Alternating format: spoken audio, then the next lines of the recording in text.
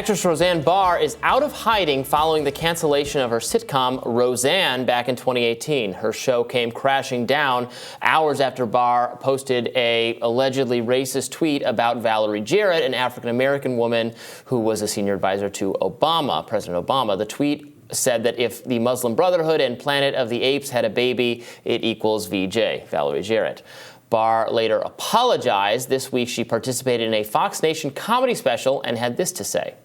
Man, I had a rough couple of years there. I got fired because basically I racially misgendered somebody I thought was a white woman.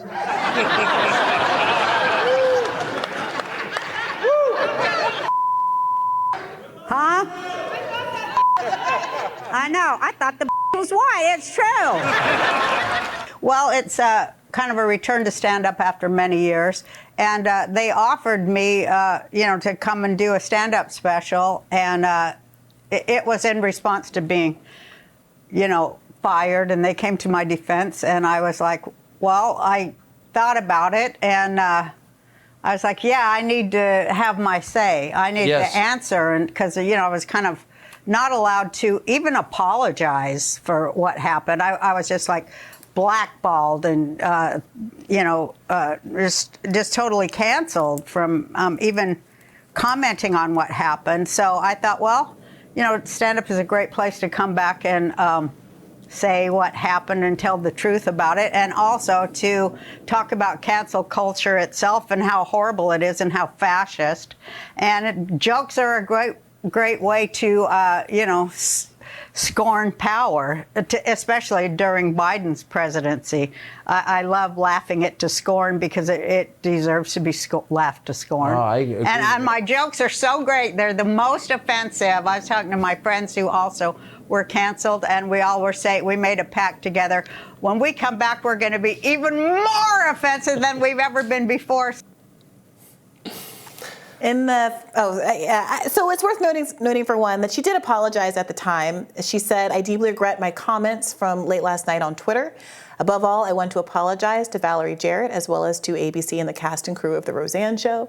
I'm sorry for making a thoughtless joke that does not reflect my values. I love all people and I am very sorry. Today my words caused hundreds of hardworking people to lose their jobs," meaning the Roseanne reboot show. I also sincerely apologize to the audience that has embraced my work for decades. I apologize from the bottom of my heart. So it seems like the bottom of her heart is changed, or that this was a coerced apology. I don't think she.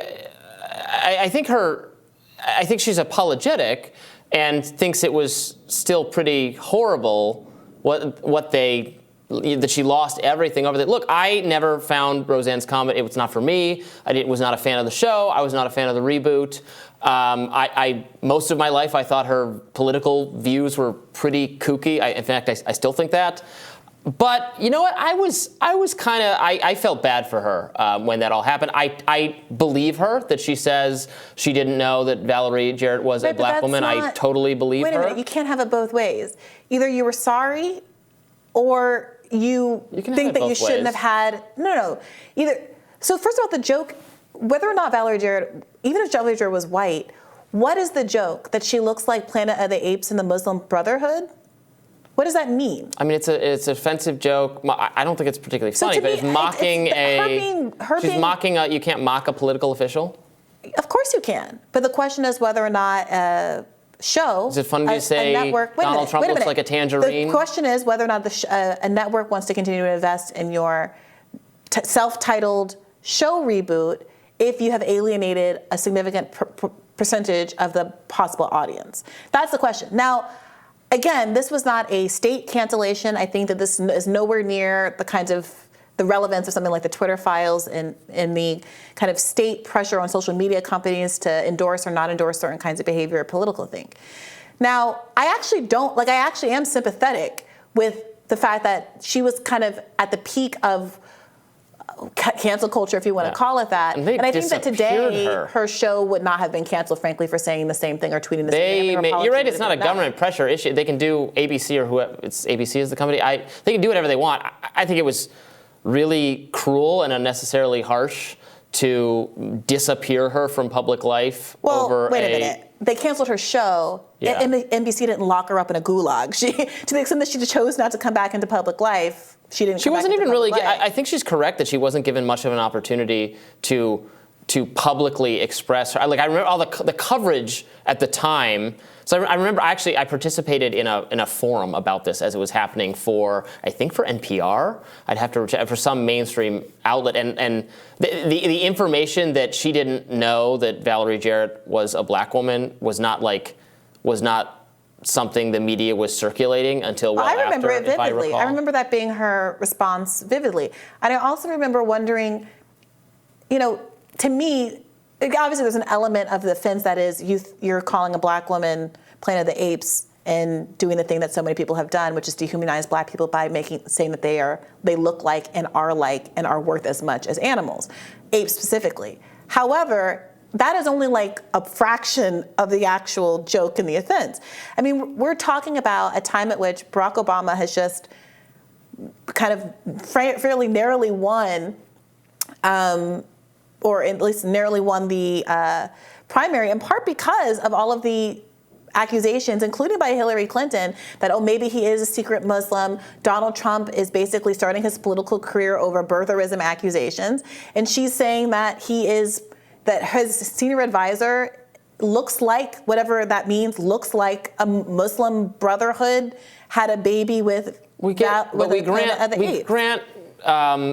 some ability for comedians to be social license to be just like any number of liberal comedians with their own nightly shows saying Donald Trump is literally in bed, he's gay with Vladimir Putin. Yeah, and look, those are jokes, and nobody loses their show for saying it. Well, no, that's absolutely not true. What's her face? The redheaded comedian was literally taken off TV, lost her entire career. Kathy Griffin was abandoned by all of her colleagues for making a joke about holding up, a fake head. I wrote about Trump. how that was bad. I can point you to the article saying I wish they hadn't done that. This is the concern, this perception that there is like something called cancel culture that skews only in one direction, I think is really ill-placed. The reality is that I don't think it skews only in one direction. Okay, great, then we're in agreement. The problem is that there are all of these these financial actors that are making decisions for better or for worse, some of it which I agree with and some of which I don't, about the perceived effect of various behavior on their audiences.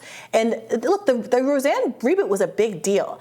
I am a big fan of the original Roseanne. I don't know that I actually caught any episodes of the reboot. It wasn't up for very long. But I remember being very excited about the reboot. Roseanne has been a much needed voice that expresses a kind of working class politics and attitude to the American life, an experience in American life that even to date hasn't really been reflected very much on mainstream TV. Increasingly, you have these shows, Yellowstone, et cetera. But especially at the time, she was incredibly novel, the original run of her show. And so a lot of us are really looking forward to it. And I remember being frustrated at the time because I wanted the show to go on. I thought that maybe the show could go on even without Roseanne. I didn't see the need to cancel the show altogether. But I struggle with the idea that she's doing what a lot of people have done, which is just try to, I think, ride the wave of having been canceled to be your entire new brand. And my concern is that when I looked at some of the jokes that she was telling, look, the old Roseanne was really funny and had a lot of really good social commentary. The new Roseanne, there was this bit where she does my pronouns are F and you or whatever. Yeah, and it's like everyone has told that joke. Yeah. And it's like, well, Roseanne, I hope that your whole personality going forward isn't being canceled because I think, frankly, you have more to offer the world. Yeah, so just to be clear, here's what I wrote about Kathy Griffin's canceling. I said, if you take up a pitchfork here, you look foolish the next time you complain about political correctness run amok or easily offended millennials or safe spaces. You are, in fact, a snowflake. So I was not on board with that either. I think that was actually pretty cruel. I think what Roseanne went through, I'm sorry, I think it was savage on the network's part. And in order to continue, they did try to continue the show without her, right? It became the O'Connor. They did. It was the O'Connors or the Connor, whatever their last name is.